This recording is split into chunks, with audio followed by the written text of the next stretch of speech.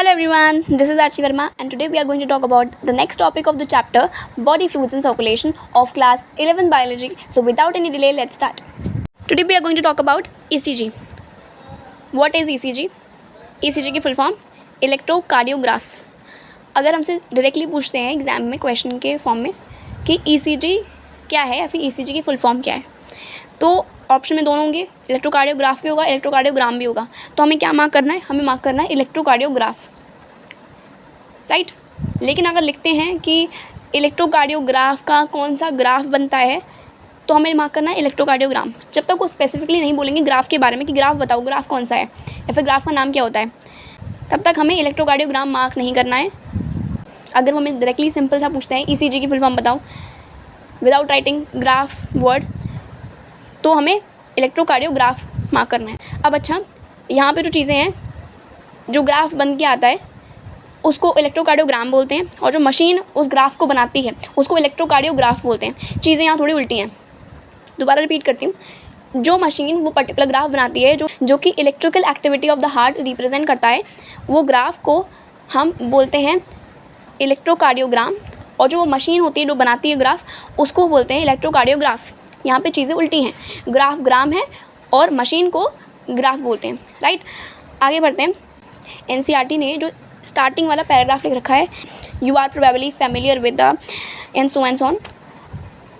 इस पूरे पैराग्राफ का सिंपल सा मतलब यही है कि हमने कभी ना कभी टेलीविज़न डेली सोप्स में देखा हुआ है कि कहीं ना कहीं एक पेशेंट है जो कि एक मशीन उसको मॉनिटर कर रही है, और वो जो मशीन है वो वोल्टेज ट्रेसेस दिखाती है, या बोल सकते हैं हार्ट की इलेक्ट्रिकल एक्टिविटी दिखाती है. मतलब क्वेश्चन में पूछ सकते हैं कि वोल्टेज ट्रेसेस दिखाती है, कुछ भी ऐसे ऑप्शन दे सकते हैं फालतू.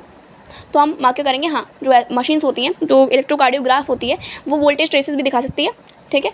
और दूसरा हम ये भी बोल सकते हैं इलेक्ट्रिक एक्टिविटी या फिर electrical activity of the heart दिखाती है, वोल्टेज ट्रेसेस दिखाती है, और दूसरा electrical activity of the heart दिखाती है.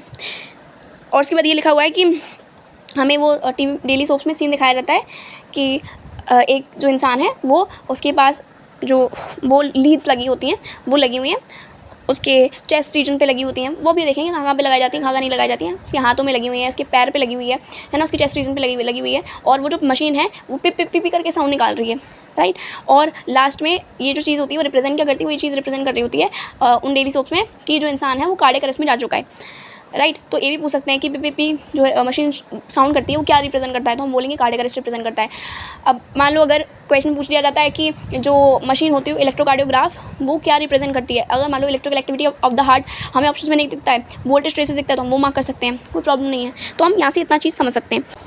अब जैसे हम बात कर रहे थे कि हम जो डेली सोप के बारे में बात कर रहे थे कि वो इंसान जो जिसको प्रॉब्लम है उसके पास जो लीड्स लगाई गई हैं वो उसके रिस्ट पे लगाई होंगी, उसकी चेस्ट रीजन पे लगाई होंगी, उसके एंकल पे लगाई होगी. तो एक्जैक्टली कहाँ लगाई जाती हैं, जब हम इसकी स्टडी करते हैं, ECG बनाने की कोशिश करते हैं, तो कैसे क्या करते हैं, कहाँ लीड्स लगाते हैं.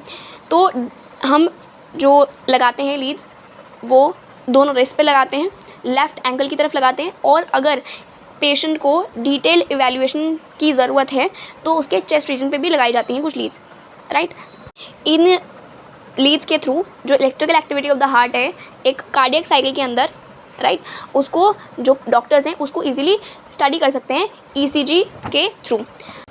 अब यहाँ पे एक पर्टिकुलर ग्राफ बनता है जिसमें PQRST ये सारे पॉइंट्स हैं, और ये कुछ ना कुछ रिप्रेजेंट कर रहे हैं, कुछ ना कुछ एक्सप्लेन कर रहे हैं. नॉर्मल एक पेशेंट जो है, या फिर अगर एक नॉर्मल बंदे का ECG का जो एक ग्राफ आता है वो हर दूसरे नॉर्मल बंदे के इक्वल ही आता है, सिमिलर ही आता है, कुछ ज़्यादा डिफरेंस देखने को नहीं मिलते. और एक बंदा जिसकी जो हार्ट की कंडीशन है वो कुछ क्रिटिकल है या कुछ प्रॉब्लम है थोड़ी सी भी, तो उसमें थोड़ा सा जो ECG का ग्राफ बन के आएगा वो थोड़ा सा अलग आएगा, राइट. अब पढ़ लेते हैं कि ये जो PQRST ये जो सारे के सारे रिप्रेजेंट कर रहे हैं वो क्या रिप्रेजेंट कर रहे हैं. तो सबसे पहले आता है P क्या रिप्रेजेंट कर रहा है. P रिप्रेजेंट कर रहा होता है एट्रियल डीपोलराइजेशन को, यानी कि एट्रिया के पास अब सिग्नल आ चुके हैं कि कॉन्ट्रैक्ट कर लो भैया, राइट. अभी कॉन्ट्रैक्शन का सिग्नल आया है, ये इसको रिप्रेजेंट कर रहा है.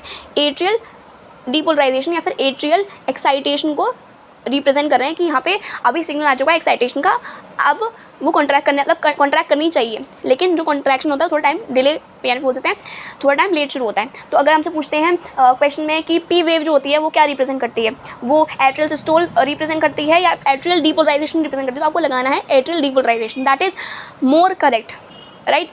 उसके बाद अगर हमसे पूछते हैं कि QRS वाली जो वेव है या फिर जो पीक आ रही है वो क्या रिप्रेजेंट करती है, वो सिंपल सा जो वेंट्रिकुलर डीपोलराइजेशन है उसको रिप्रेजेंट कर देगा कि वेंट्रिकल के पास अब सिग्नल आ चुका है कि भाई तू कॉन्ट्रैक्ट कर।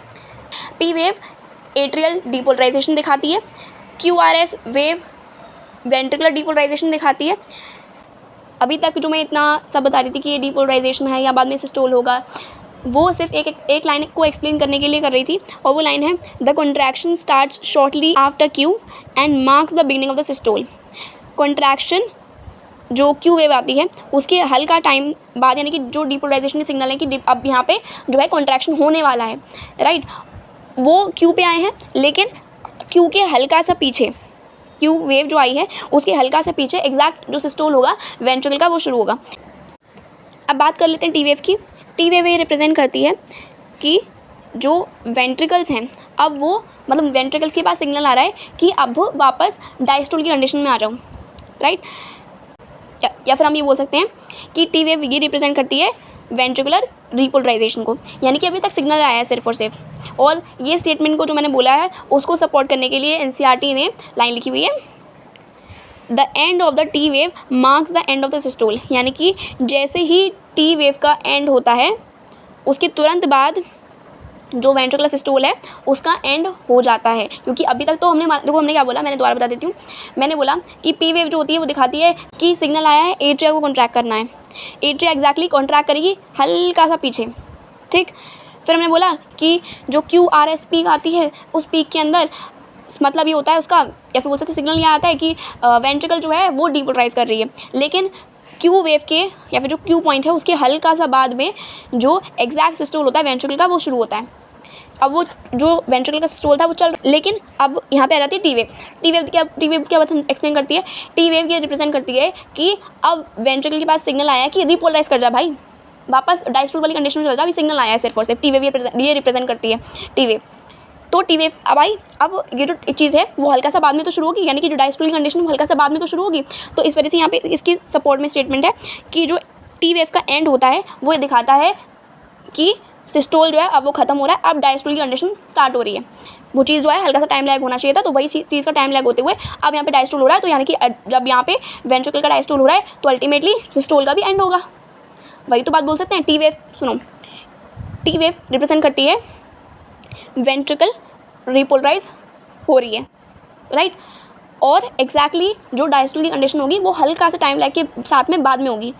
तो जब तक वो स्टार्ट नहीं हो रहा है तब तक तो हम ये मानेंगे कि वेंट्रिकल जो है वो सिस्टोल कर रही है, और जैसे ही वेंट्रिकल डायस्टोल कंडीशन में जाएगी वैसे ही जो सिस्टोल होगा वो एंड हो जाएगा। तो वही बोला है कि जैसे ही टी वेव का एंड हुआ है वैसे ही जो सिस्टोल है वेंट्रिकल का उसका एंड हो गया है।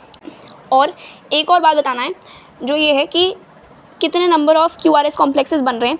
अगर हमसे बोलते हैं पी का बता दो या फिर QRS का बता दो या टी का बता दो, तो सबके लिए नहीं बोल सकते। ये बात सिर्फ और सिर्फ QRS कॉम्प्लेक्स के लिए लिखी गई है NCERT के अंदर कि जो QRS कॉम्प्लेक्स है या फिर जो QRS की पीक है, इस पीक को ही जो बार बार रिपीट होगी ना उसी को सिर्फ और सिर्फ काउंट करना है हमें।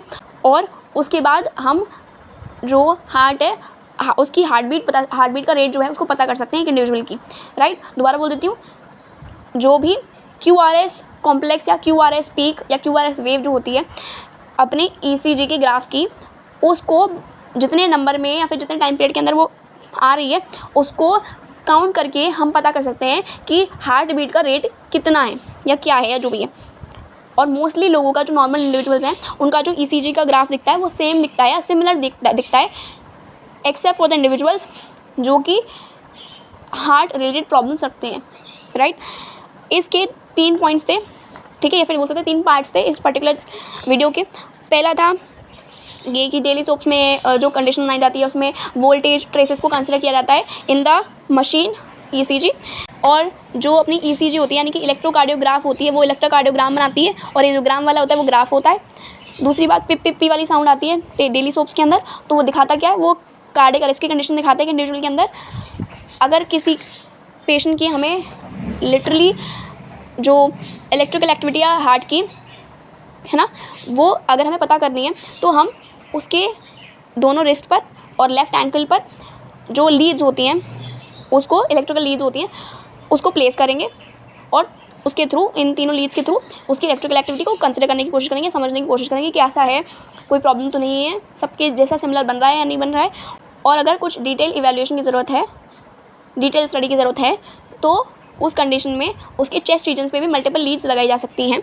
तीसरी बात, PQRST इन सब का देखा, P atrial depolarization, QRS ventricular depolarization, T wave ventricular repolarization, and end of the T wave marks the end of the systole, ventricular systole. और मोस्टली लोगों का जो ECG होता है या जो ग्राफ बनता है वो सिमिलर बनता है, एक्सेप्ट फॉर द इंडिविजुअल्स जिनके अंदर हार्ट रिलेटेड प्रॉब्लम्स होती हैं। So this was all about this video, thank you.